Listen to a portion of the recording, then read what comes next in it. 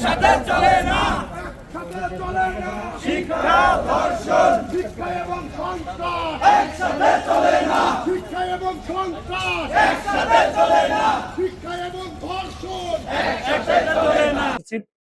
আপনারা ইতিমধ্যে দেখতে পাচ্ছেন যে গুপ্ত সংগঠন ধারা বাংলাদেশের নারীদের উপরে যে ধরনের হেনস্থা করা হচ্ছে, এটা অ্যাকচুয়ালি সারা দেশের নারীদের প্রতি হেনস্থা করা হয়। আমরা এই হেনস্থার প্রতিবাদে বাংলা কলেজ ছাত্ররা আজকে একটা বিক্ষোভ মিছিল এবং অবস্থান কর্মসূচি করেছে। এখানে সাধারণ শিক্ষার্থীদের ব্যাপক উপস্থিতি ছিল। আমরা তাদেরকে উদারতা আহ্বান আগেও জানাচ্ছি, এখনো জানাই যে আপনারা গুপ্ত থেকে বেরিয়ে স্বচ্ছ রাজনীতি করেন, ছাত্রলীগ থেকে বেরিয়ে আসেন, স্বচ্ছ রাজনীতি করেন, সাধারণ শিক্ষার্থীদের সাথে নিয়ে রাজনীতি করেন। আপনারা দেখতে পাচ্ছেন যে আসলে তারা নগ্ন কর্মকাণ্ডে জড়িত থাকে এবং যখনই প্রকাশ হয় যে কোনো ব্যক্তির নাম যখন প্রকাশ হয়, কোনো না কোনো ভাবে তার শিবিরের সাথে সংযুক্ত থাকে। শিবির কি বলে, এরা আমাদের ফৌজদারি না। এই জন্য আমরা বলতেছি যে আপনারা আপনাদের কমিটি প্লেস করেন, আপনারা আপনাদের কমিটি প্রকাশ করেন। আমরা দেখতে পাচ্ছি বাংলা কলেজ ছাত্র দলে, বাংলা কলেজ ছাত্র শিবিরের কত বিশিষ্ট কমিটি আমরা জানি না। আমরা তাদেরকে উদাত্ত আহ্বান জানাই, আপনারা আপনাদের কমিটি থাকলে সেই কমিটি জনসম্মুখে প্রকাশ করেন, আপনাদের ডিপার্টমেন্ট কমিটি থাকলে ডিপার্টমেন্ট কমিটি প্রকাশ করেন। আপনারা গুপ্তভাবে কার্যক্রম করবেন আর বলবেন যে আমাদের ছেলে না, আমাদের লোক না, এইটা বাদ দেন। আপনারা এটার থেকে বেরিয়ে আসে আপনারা স্বচ্ছভাবে রাজনীতি করেন। আর আপনারা সারা দেশে দেখতেছেন এটা মব কালচার সৃষ্টি করে। আসলে কারা সৃষ্টি করে? এই গুপ্ত যারা, তারাই তো। কারণ আমরা যদি গুপ্ত বলি কোনো একটা গোষ্ঠীর গায়ে লাগে, সেক্ষেত্রে তো ছাত্র দলের কিছু করার নেই। আমরা গুপ্ত এবং মব সৃষ্টিকারীর বিরুদ্ধে আমরা ঐক্যবদ্ধ আছি এবং আগামীতে ঐক্যবদ্ধ থাকবো। সেক্ষেত্রে যদি কারোর গায়ে লাগে, কেউর কোন দলের লাগে, সেক্ষেত্রে সেটা আমাদের দেখার বিষয় না। আমরা বাংলাদেশ জাতীয় ছাত্র দল বিগত স্বৈরাচারী হাসিনার আমলে হাসিনার রক্তচক্ষু উপেক্ষা করে আন্দোলন সংগ্রাম করেছি এবং আমরা হাসিনার গুল্লির মুখে দাঁড়িয়ে, হাসিনা তুমি স্বৈরাচার, এটা আমরা বাংলাদেশ জাতীয় ছাত্র দল বলেছি। এবং দেখেন আপনারা আমাদের ভোলায় আমাদের ছাত্র দলের সভাপতি নুর আলম ভাইকে কিভাবে গুল্লিবদ্ধ করা হয়েছিল এবং তারপরে সে মৃত্যুবরণ করে। আমরা নুর আলম ভাইয়ের মৃত্যুর প্রতিবাদে ঢাকার শহরে ব্যাপক আন্দোলন গড়ে তুলেছি এবং ওই সময়ের স্বৈরাচারী প্রশাসন যারা ছিল তাদের কাছে আমরা উদাত্ত আহ্বান জানিয়েছিলাম যে আপনারা এই হত্যাকাণ্ডের সুষ্ঠু বিচার করবেন। আমরা আজ অব্দি আমাদের সেই হত্যাকাণ্ডের বিচার পাইনি। আমাদের ছাত্রদলের ব্যাপক নেতাকর্মী গুম খুনের শিকার হয়েছে। আমাদের ছাত্রদলের ব্যাপক নেত্রীরা ছাত্রলীগের সন্ত্রাসী ক্যাডারদের দ্বারা নির্যাতনের শিকার হয়েছে। আমরা আজ অব্দি একটা বিচারেরও কোনো পাচ্ছি না, কোনো সুরাহা পাচ্ছি না। আমরা প্রশাসনের প্রতি উদাত্ত আহ্বান জানাবো যে আপনারা বিগত স্বৈরাচারী হাসিনার আমলে যে ধরনের হত্যাকাণ্ড, গুম খুন এবং নারী নির্যাতন করা হয়েছে, এদেরকে দ্রুত আইনের আওতায় এনে বিচারের সম্মুখীন করবেন। নয়তোবা আমরা ছাত্রদল ঐক্যবদ্ধভাবে আন্দোলন করে তুলব। বিশেষভাবে আমি আহ্বান জানাবো যারা গুপ্ত রাজনীতি করে এদেরকে, যে আপনারা গুপ্ত রাজনীতি থেকে বেরিয়ে আসুন এবং মব কালচার সৃষ্টি থেকে বিরত থাকুন। বেআইনি মব কালচার সৃষ্টি করে বাংলাদেশের জনগণকে হয়রানি করা বন্ধ করুন, নয়তোবা বাংলাদেশের জনগণ আপনাদেরকে রুখে দিবে। বাংলাদেশের জনগণ যখন আপনাদের বিরুদ্ধে দাঁড়াবে, আপনাদের পালানোর জায়গাও থাকবে না। সেটা মাথায় রেখে আপনারা স্বৈরাচারী হাসিনা যেভাবে বাংলাদেশ থেকে পালিয়ে গেছে, আমরা আশা করি এ ধরনের কোনো পরিস্থিতি না হোক। আপনারা এর আগে শুধরাবেন এবং যদি আপনারা এদেরকে না শুধরান, তাহলে বাংলাদেশের জনগণ আপনাদেরকে এ দেশ থেকে প্রতারিত করবে। আমরা বলতে চাই, যারা এই বাংলাদেশে সাধারণ শিক্ষার্থী এবং সাধারণ জনগণের প্রতি যে ধরনের অত্যাচার নির্যাতন করা হয়, আপনারা তো একটা মায়ের গর্ভ থেকে আসছেন। আপনারা কেউ না কেউর ভাই, কেউ না কেউর, আপনাদের কেউ না কেউ বোন। আপনারা এই দিকটা বিবেচনা করে যে আপনার বোন, আপনার ভাই, আপনার ফ্যামিলি, এটা চিন্তা করে আপনারা এই মব কালচার থেকে বেরিয়ে আসুন এবং নারীদের হেনস্থা করা থেকে বেরিয়ে আসুন। আপনারা বিরত থাকুন, এই আহ্বান আপনাদের প্রতি আমাদের থাকবে। যে ঢাকা বিশ্ববিদ্যালয়ের ছাত্র শিবির সমর্থিত ঐক্যবদ্ধ শিক্ষার্থী জোট পরিষদের যে জিএস প্রার্থী এস এম ফরাদ, সে ঢাকা বিশ্ববিদ্যালয়ের ছাত্রলীগের শিক্ষা ও গবেষণা ইনস্টিটিউট ছাত্রলীগের যুগ্ম সাধারণ সম্পাদক ছিল। তার যথেষ্ট প্রমাণ আপনারা সামাজিক যোগাযোগ মাধ্যম থেকে দেখছেন।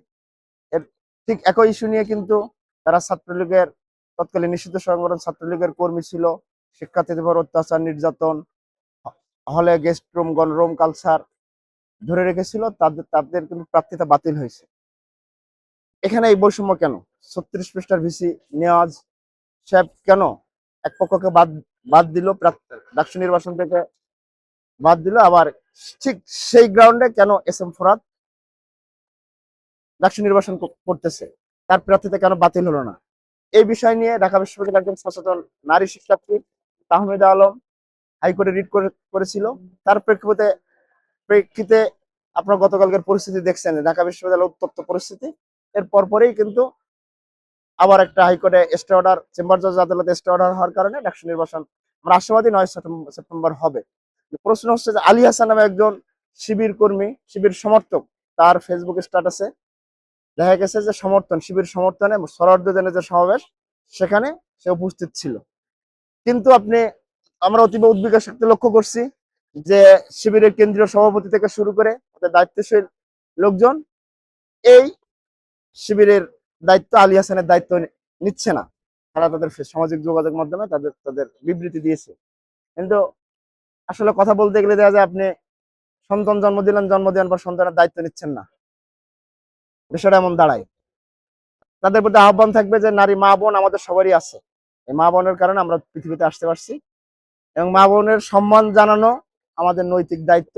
আমরা যেন তাদের প্রতি আহ্বান থাকবে, তারা যেন নারী সমাজের, কারণ নারী ব্যতীত একটি দেশের, একটি সমাজ, একটি রাষ্ট্রের উন্নয়ন সম্ভব না। আপনারা বিগত দেখছেন বিএনপি যখন ক্ষমতায় আসে, আপনার দেশনেত্রী বেগম খালেদা জিয়া বাংলাদেশের প্রথম নারী প্রধানমন্ত্রী, তিনি জনপ্রিয়তে তার জীবদ্দশায় কোনো নির্বাচনে কিন্তু তিনি হারেন নাই।